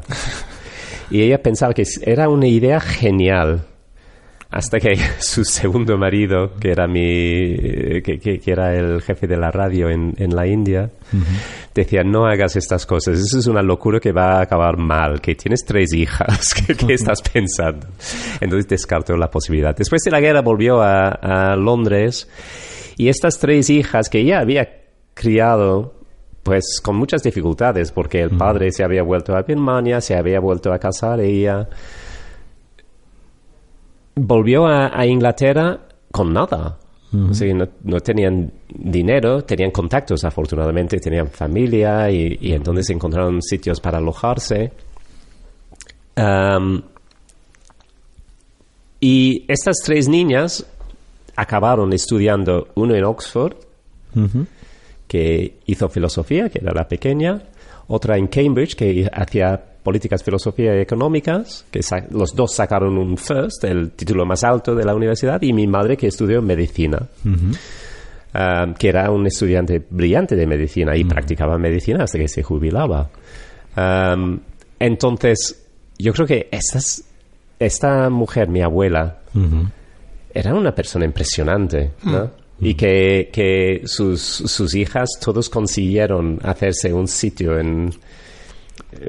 que lograron objetivos así como impresionantes para mujeres en aquella época. En esta época, ¿no? Sí. Y entonces, no me acuerdo qué era la pregunta. Las mujeres, pues no, sobre la foto, ¿no? Esa foto con ellas en el puño. Es difícil no ser impresionado por ellas, ¿no? Y después mi hermana, que es la coautora del libro, que es catedrática de Migration Studies en Bristol, y es un cerebro. Y entonces ver a estas 3 mujeres, mi hermana, mi tía, mi madre y mi abuela, todos juntos con el puño alzados, que sí, es que demuestra la capacidad de la mujer, ¿no? Que lo que pueden conseguir a pesar de todas las dificultades que aparecen en el camino, ¿no? Porque quieres o no, inevitablemente las mujeres, es difícil negar que las mujeres no lo han tenido más difícil que los hombres hacer carrera, ¿no? Y siguen teniéndolo más difícil. Sí, es uno de tus titulares que he leído, ¿no? De que es una inmensa injusticia que la mujer no logre las posiciones que merece, ¿no? Sí, porque merece igual que todos. Claro. ¿No? Todos merecemos lo mismo en este mundo, y la desigualdad para las mujeres, para los pobres, para la gente por su raza, su nacionalidad, sus ideas políticas, pues tienen diferentes oportunidades, y es injusto. Háblanos sobre curries. Porque justamente, digamos, los curries es un guiso, ¿no? No, es un... Yo lo veo casi como una filosofía. La verdad, yo no lo he pillado el curry hasta que conocí a Steve y probé sus curries, porque uno de los fallos que he hecho yo en mi vida es tardar mucho de viajar a descubrir la cocina de Asia en general, y después obviamente en particular muchos sitios, y la verdad lo he empezado demasiado tarde, y pienso que hoy sería otro cocinero y persona a lo mejor, pero sobre todo cocinero, si hubiera ido más pronto ahí, incluso si a lo mejor hubiera trabajado ahí también, porque desde luego muchas veces pienso, después de haber viajado a algunos sitios, pienso que hay muchas veces una gran arrogancia aquí sobre lo que hacemos aquí, lo que nuestra cocina, y en comparación porque te vas ahí es otro mundo entero, y muy grande, extraordinario, ¿no? Y ha tardado demasiado, hace 5, 6 o 7 años he empezado a viajar ahí, pero seguramente también por la influencia de Steve. Steve viaja muchísimo. Uh-huh. Y justamente los curries es un tema muy especial, ¿no? Pendiente. Tenemos que hacer otro viaje, ¿verdad? Sí. De todas maneras, no te preocupes, porque pones un poco como de cara de pena cuando dices... Sí, no, me parece una gran pena que no... Me rompe el corazón que he sido tan tonto, porque... Para nada. Porque, pero que no crees que hay millones de Bernd Nollers cocineros, aparte de todos los otros Bernd Nollers en mundos paralelos, que hubieran podido ser, o sea, que tú hubieras podido ser 1.000.000 de diferentes tipos de cocinero. Según las experiencias que hubieras tenido. Si no hubieras nacido en la Selva Negra, si hubieras nacido en Grecia o en India o en Birmania, serías otro cocinero, ¿no? No, a lo mejor no me entiendes. Digamos, yo termino el aprendizaje con 18 años. Decido ir a Inglaterra para aprender inglés. Porque entonces cocinar, digamos, yo era buen trabajador, pero cocinar no tenía más importancia para mí que ganar dinero. Digamos, no había ningún punto de... ¿Y dónde perdiste esta idea? Sí, ese es otro problema. No, pero si hubiera sido cocinar, hubiera ido a Francia, no a Inglaterra. Pero lo que pensaba yo cuando terminé era, ¿qué puedo hacer siendo cocinero? Pues viajar. ¿Y qué hace falta para viajar? Hablar inglés. Pues era obvio que voy a Inglaterra, ¿no? Y en Inglaterra, primero estaba en Londres medio año y luego había tantos alemanes y había los grupos alemanes y no había forma de aprender bien inglés. Entonces lo dejé y fui a Chester, donde yo estaba el único alemán. En todo Chester. y este era guay. Y ahí en Chester es donde había un jefe de cocina francés y él estaba encantado conmigo y dice, oye, ven aquí, prueba eso. Y ¿sabes la diferencia? Digamos, lo que quiero decir es, decidí siempre yo sobre dónde ir y sobre qué hacer. Y lo asiático era out. Y me decepciona de mí mismo que estaba yo tan cerrado hacia este mundo tan hermoso y tan grande y tan flipante. Uh-huh. Y hablo ahora no políticamente, hablo solamente gastronómicamente en el contexto del mente de un cocinero, ¿vale? Y eso sí que me decepciona de mí mismo. Pero eso era porque no percibías la cocina asiática como una cosa de calidad. Posiblemente. Porque no lo era entonces. Es decir, que los restaurantes asiáticos eran los restaurantes chinos. Eso no es verdad, eso no es verdad. ¿No? Digamos, era ya entonces un mundo de unos sabores extraordinarios, okay. ¿No? Vietnam, la India, Tailandia, ¿no? No me digas que justamente con Steve nosotros hemos estado juntos en el Gagan. Gagan, uno de los mejores restaurantes del mundo ahora en la lista de esa la rara lista, ¿no? Y no disfrutamos. Hombre, estaba bien. Pero hemos comido en otros sitios infinitamente mejor, ¿no? En el Nam. El Nam espectacular, ¿no? Sí, digo así. Sí. Vale, digamos, pero sí que, digamos, el Nam, por ejemplo, obviamente el Gagan no existía, pero los sabores de Nam eran los sabores de siempre, ¿o no? Sí, Nam es un sitio de cocina tradicional tailandesa casi, ¿no? El dueño australiano. El dueño australiano, sí. Aunque creo que ha cerrado el sitio, ¿no? Yo fui varias veces después de haber estado contigo. La última vez hace 2 años, a lo mejor. No está cerrado el NAM, como dice Bern, pero es cierto que el gran chef australiano David Thompson ya no está al mando. El restaurante Gagan sí que ha cerrado sus puertas el verano pasado, justamente 2 días antes de que el local obtuviera el puesto de 4º mejor del mundo en la lista de los 50 mejores restaurantes de 2019. Esto lo hemos leído en la agencia EFE, que publicaba la noticia de que el célebre chef indio Gagan Anand, cuya innovadora e irreverente concepción de la gastronomía le valió 2 estrellas Michelin en su anterior aventura, donde han estado Bern y Steve, y que solía estar entre los primeros puestos de las listas de mejor restaurante del mundo, ha abierto el viernes 31 de octubre un nuevo establecimiento en la capital de Tailandia. Y seguimos con el podcast.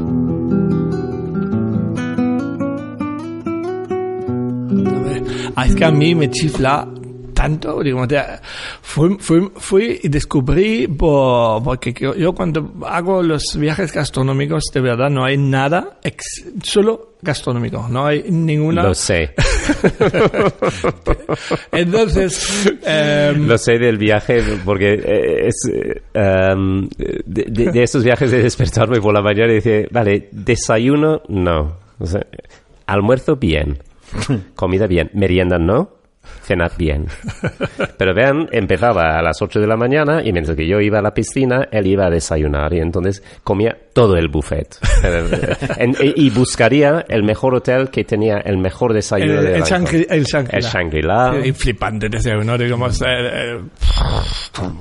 aluciné, digamos, había, digamos...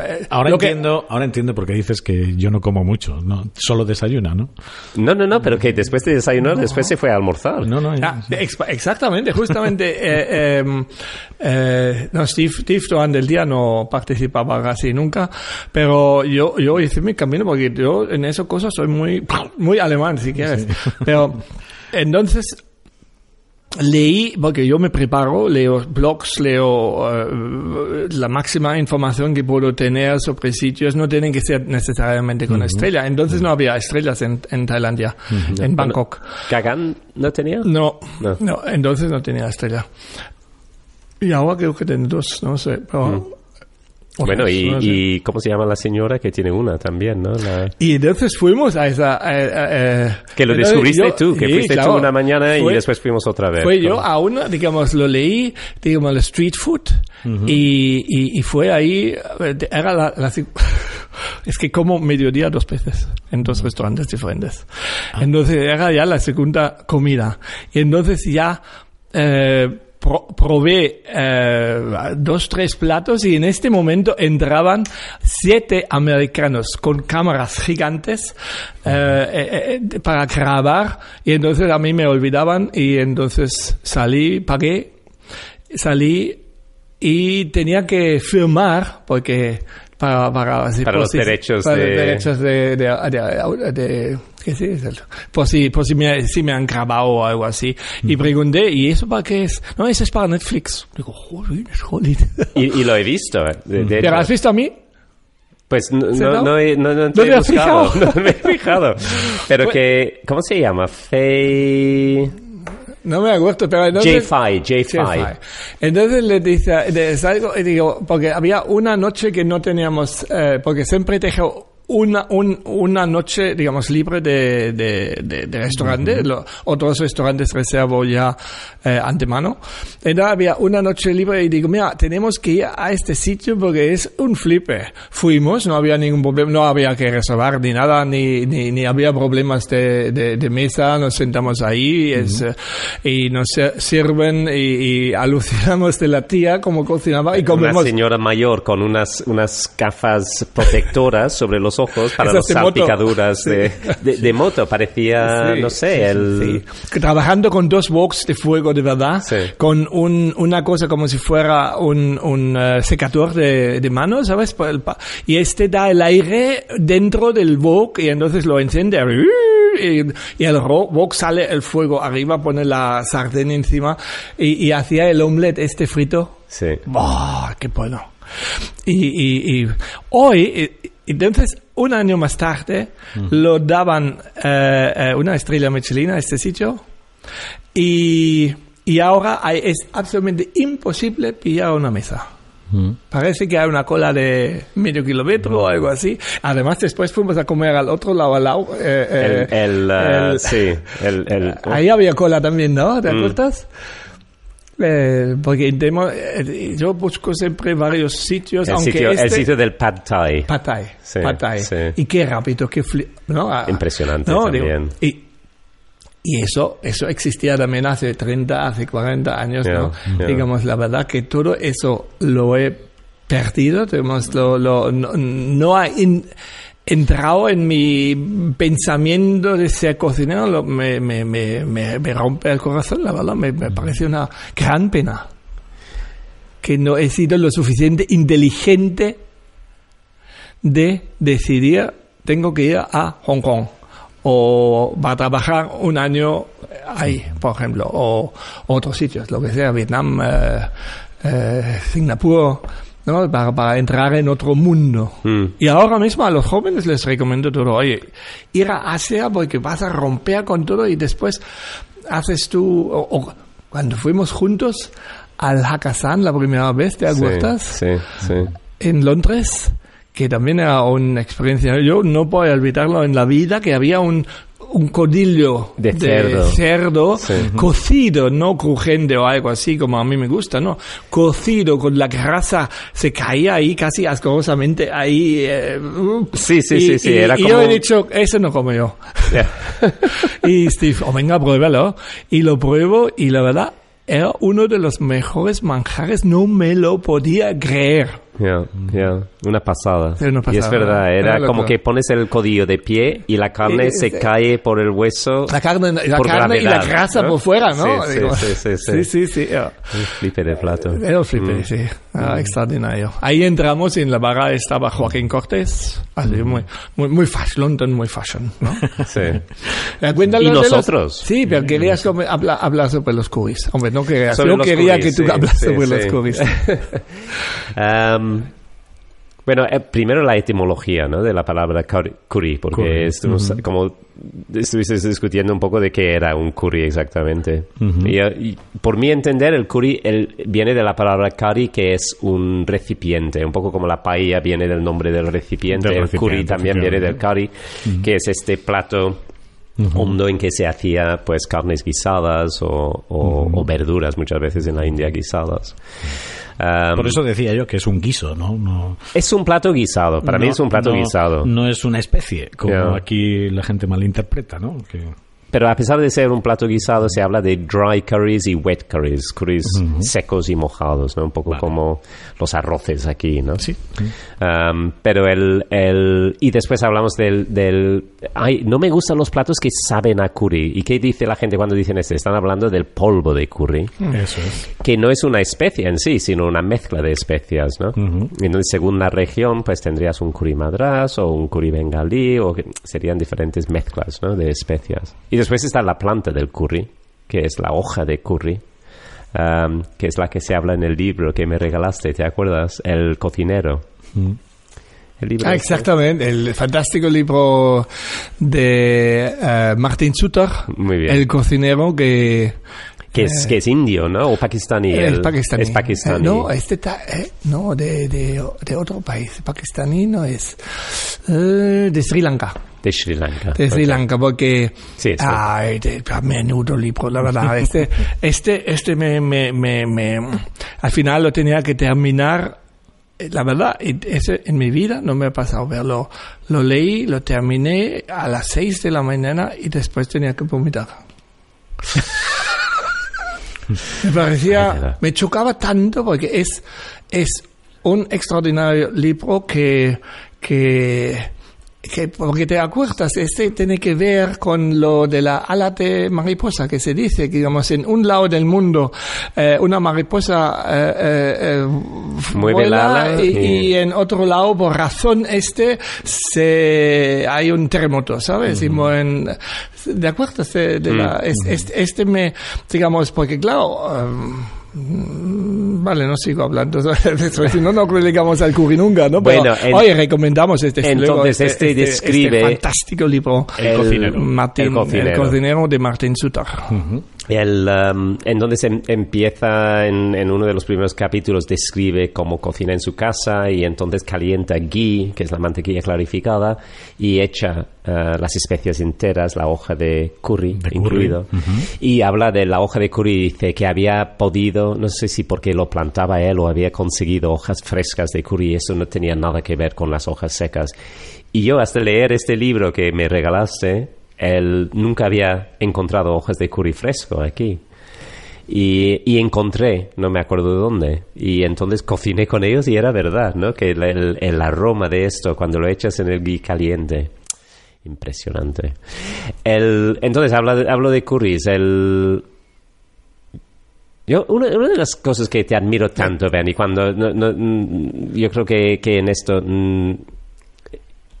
Tú no has perdido el tiempo, vale bien, no has investigado en la cocina asiática, pero has refinado tanto tu lado mediterráneo con todo este tiempo que has tenido porque no lo has dedicado a investigar la cocina asiática.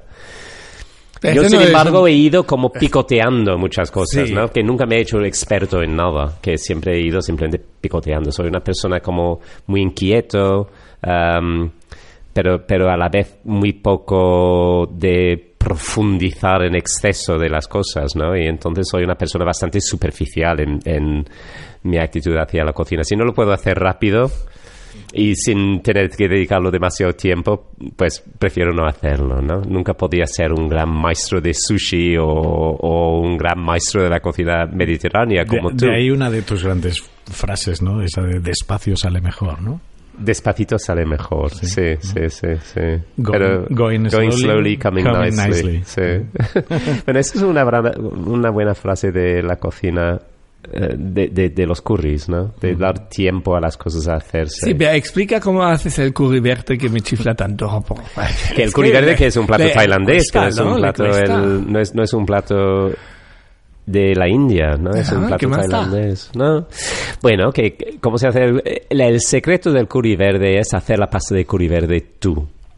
No lo compras en un sobre o en un bote o entonces, porque como son aromas tan frescas y tan cítricas y hoy en día como se puede comprar todos estos ingredientes en Valencia, pues que lo puedes hacer en fresco incluso crece. Aquí. O sea, cúrcuma fresca lo puedes comprar ahora en el mercado central, ¿no? Sí. Hojas de lima frescas, citronela que crece aquí en la huerta, Kafir. La lima kafir.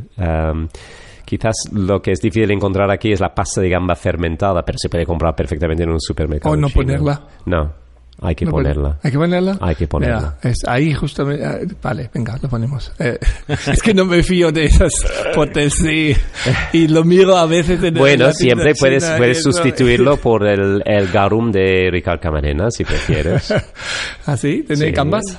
No tiene gambas, pero que el proceso es parecido, ¿no? Es una fermentación de anchoas. ¿Ah, sí? ¿Se podría poner? Sí. Entonces no es tan diferente, aunque es más como el nampla, más como la salsa de pescado que la pasta de gambas. La pasta de gambas es una pasta fermentada, sí. Esto solo se encuentra hoy en día. Mira, tenemos que hacer una fábrica. Tenemos pasta de gambas mediterránea para... entonces mezclando todos estos ingredientes con cilantro fresco, que también se puede conseguir aquí, y se hace esta pasta de curry verde y después es simplemente sofreírlo un poquito en un wok con leche de coco. Sí, la leche de coco se puede quitar también. ¿De la cocina tailandesa? Del curry. De un curry verde, no, sí, no. Imposible. Imposible. Un curry verde no sería un curry verde tailandés sin leche de coco. Lo siento. ¿Qué tienes en contra de la leche? No. Solamente saberlo, digamos. A mí no me gusta el coco, por ejemplo, ¿no? Yeah. Pero me gusta natural y... No, pero no resalta no resalta el coco. Imagino. Es como la cremosidad que da, ¿no? Realmente al curry. Entonces es esta mezcla de cremoso, fresco, picante... No sé, el punto en los curries para mí siempre es buscar este equilibrio, ¿no? Que no domina nada, pero todo es presente. Bueno, supongo que es la verdad en toda la cocina, en las cocinas, ¿no? De encontrar este momento en que todo está tan equilibrado y dices, o sea, qué bueno, qué bien lo he cocinado. Ha quedado claro que eres un puto crack.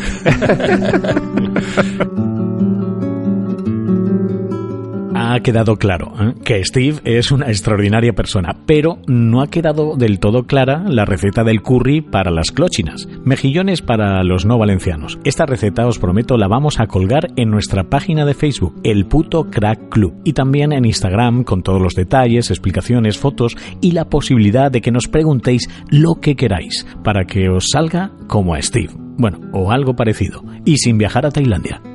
Pero ahora seguimos con el final de nuestro primer podcast.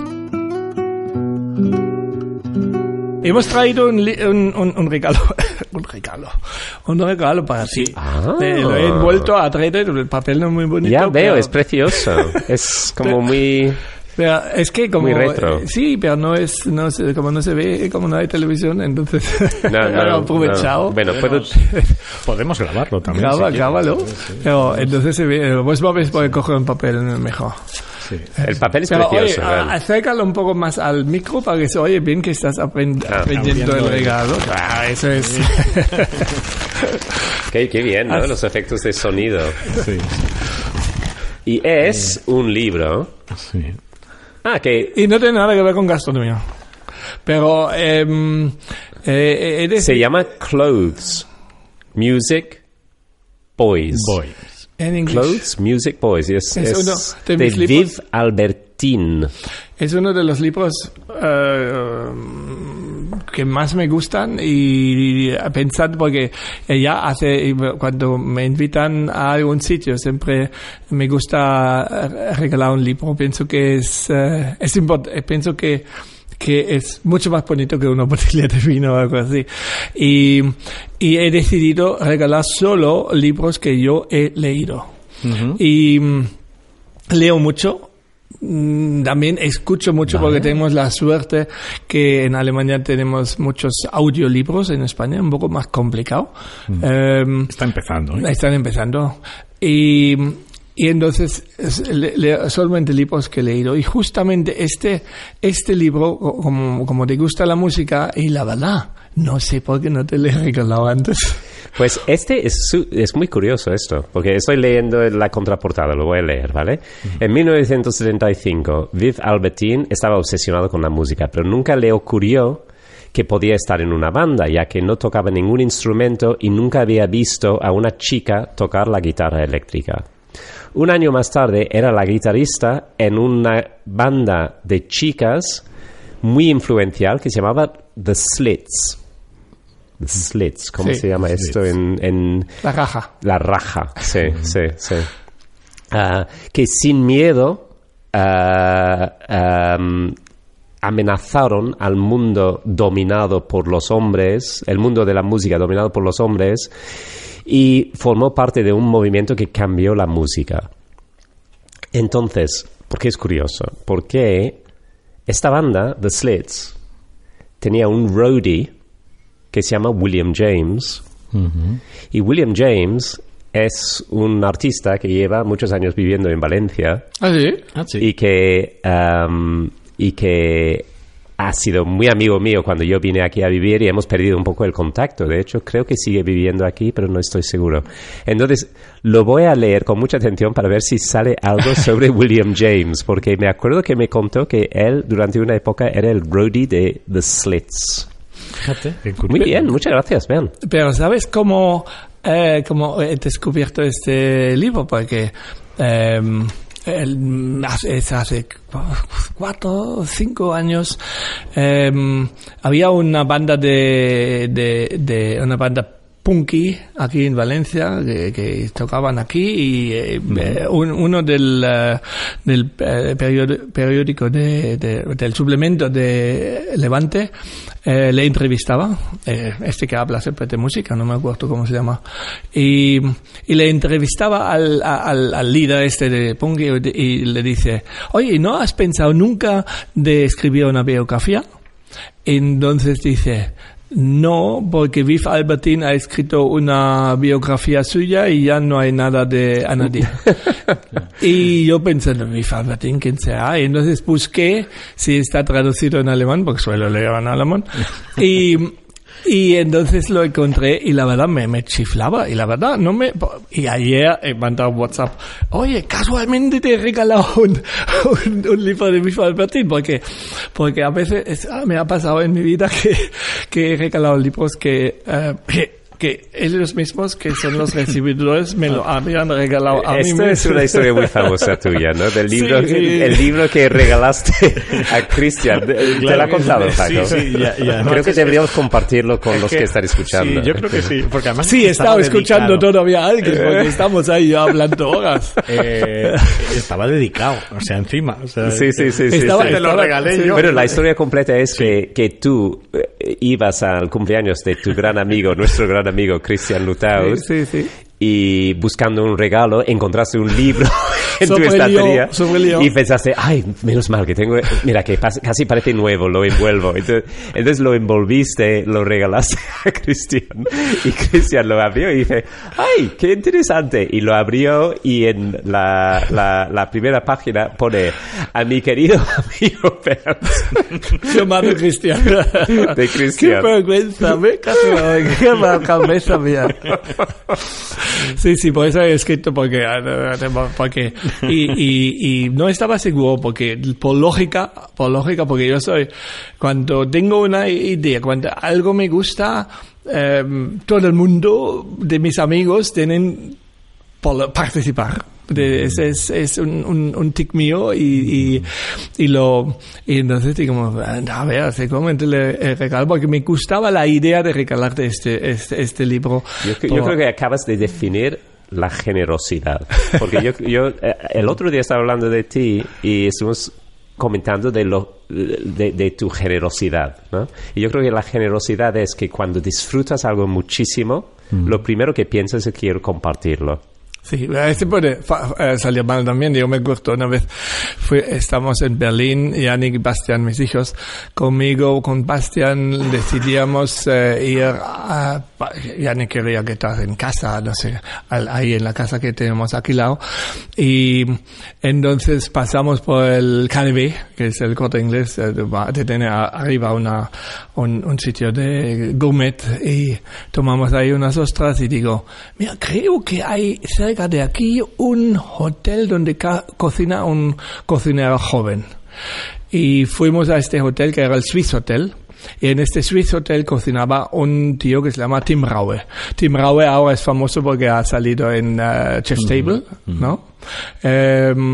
Y cocinaba ahí. No tenía estrella, o sí tenía estrella, no lo sé. El restaurante era feísimo. Y entonces comimos ahí, Bastian y yo, y comimos tan extraordinariamente bien. Una cocina que no lo he probado en mi vida, unos sabores impresionante, ¿vale? Sin palabras. Sin palabras. Y entonces, era lunes. Y entonces llamé a todos los amigos en Berlín que tengo, íbamos al final 6 o 7, reservamos mesa, digo, tenemos que ir ahí. Y 2 días más tarde fuimos al mismo sitio y comemos el menú de mediodía en el sitio y no se podía comer. Y digo, qué vergüenza, pero eso os digo, porque no estaba él.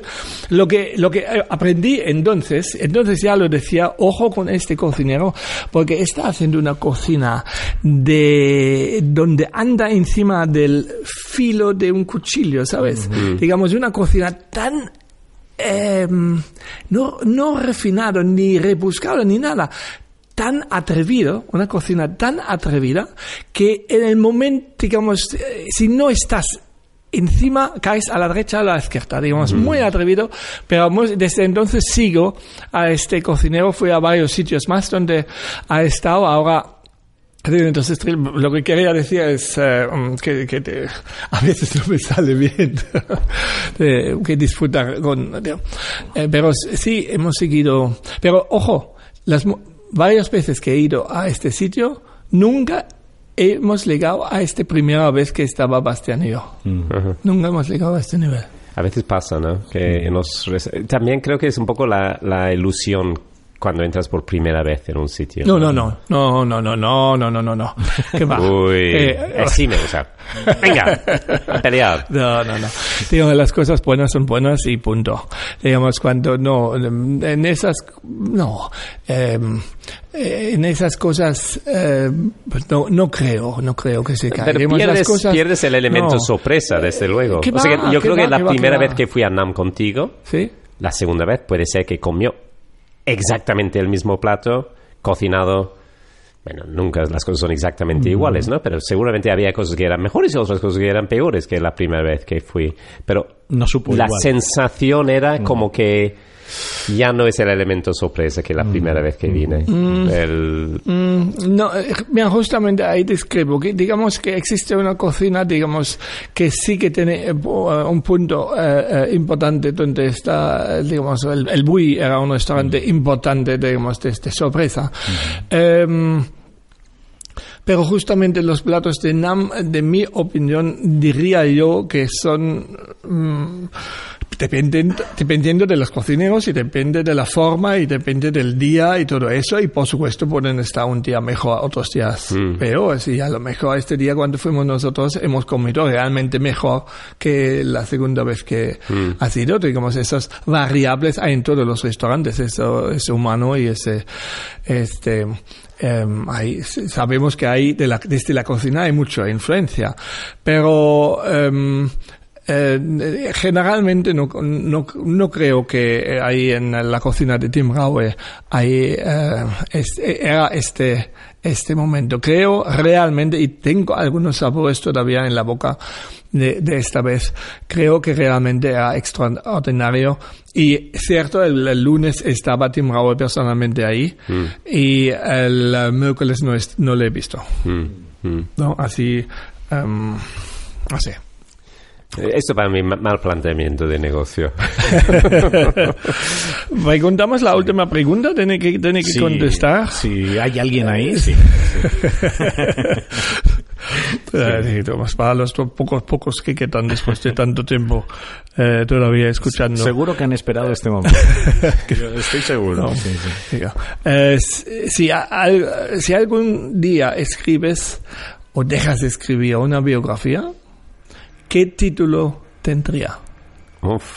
Eso no es justo. Tienes que darme tiempo para pensar esto. Sí, ahí utiliza tu frase. Going slowly, coming nicely. No, porque eso no es mi frase, eso es la frase de mi abuela. Me refiero, digo, para que te la tomes con tiempo. Vale.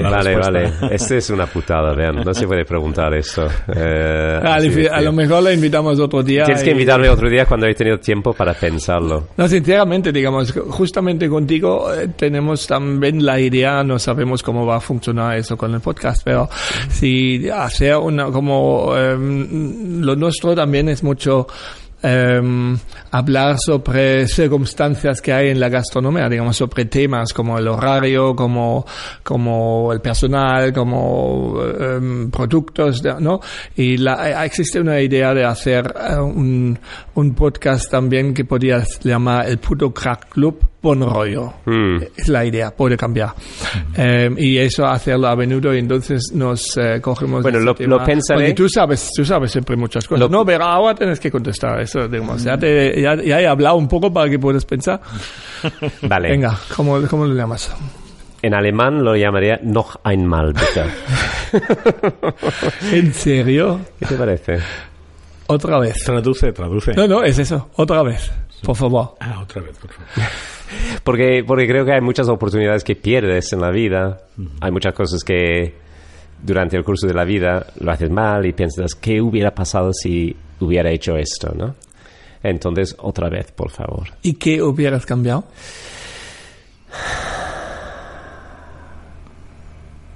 Yo lo tendría claro, yo más pronto a Asia.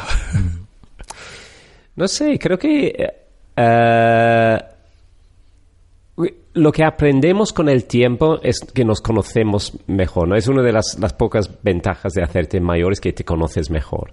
Y realmente dices, no, es que yo sé cómo soy, ¿no? Y yo creo que cuando somos jóvenes no sabemos cómo somos. Y entonces tener la juventud sabiendo cómo soy y pudiendo disfrutarlo en vez de sufrirlo, Esto para todos sería fantástico, ¿no? De ser Benjamin Button. Sí. ¿No? Y hacerlo al revés. Eso sería bonito, ¿no? ¿A que suena bien cuando habla inglés? Suena muy bien. Yo creo que ha Y sonado alemán, muy bien y todo. alemán. Y alemán. Oh, pero alemán, vaya, ahí. Bien. Paco, Bueno, ¿cómo lo ves? Pues lo veo muy bien. Sí, hemos Y- terminado el primer... Y hemos terminado, que no hemos... Ahora, Fíjate que no ¿cuánto hemos tiempo se ve mencionado comido? casi... Una hora. Así, 2 muy horas. de corrido, no hemos mencionado qué es esto, ni... Aunque bueno, tenemos una introducción al Sí, principio hay que una lo dice, introducción y es eso. que dice que esto es el puto Crack Club. Muchísimas gracias por escuchar. Espero que os haya gustado tanto como a nosotros. Muchas gracias también al apoyo de la bodega Raventos y Blanc, fundamental para que podamos entrevistar a muchas y muchos putos cracks. Gracias también a Marina Mandarina, que nos ha hecho este precioso logo, y a nuestro amigo Patch Brown por la creación e interpretación de la música. Si os ha gustado, y eso creo, ya que todavía lo estáis escuchando, por favor, suscribiros a este podcast y contarlo a todas y todos vuestras amigas y amigos, y al mismo tiempo nos alegrará mucho si nos escribís o dejáis algún comentario. Nosotros, Paco y yo, os deseamos un precioso día, tarde o noche, dependiendo cuánto estáis escuchando. Cada mes tendremos un podcast terminado. Eso lo intentamos. Yo ya estoy nervioso por saber quién será el siguiente invitado. Nos oímos pronto. Adiós. Chao. ¿Orfidensen? ¿Se dice Orfidensen? Más o menos sí.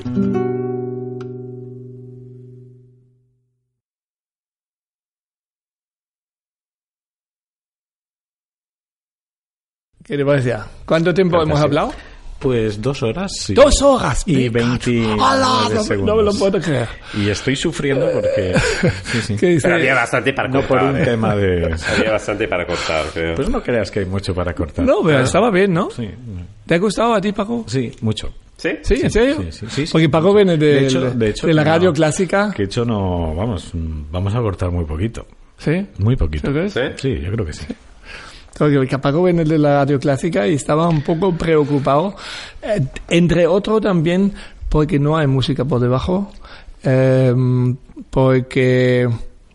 ¿no? Digamos, no, hemos hablado mucho sobre este tema y a mí me importaba mucho que no parezca radio.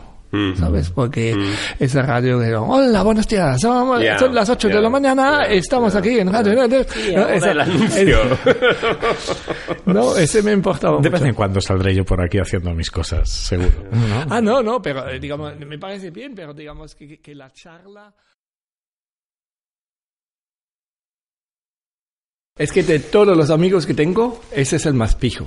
Ah, sí. Claro, tenés sangre azul. No es verdad. ¿No es verdad? No. ¿No tenés sangre azul? No, eso lo has Entonces inventado alturas me tú. entero. Oye, que mi voz suena muy sexy en esto, ¿no? Sí. ¿Te has dado cuenta? Hombre, sexy es un decir, ¿no?